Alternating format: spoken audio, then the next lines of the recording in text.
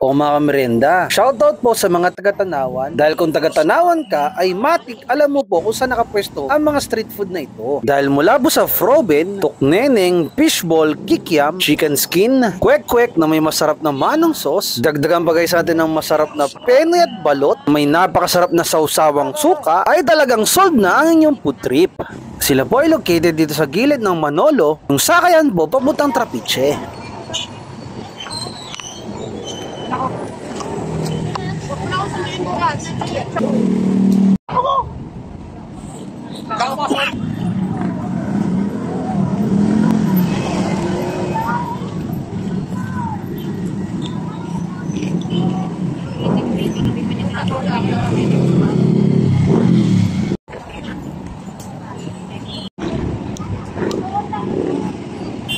Abay, kain po kayo. Ingat po and God bless.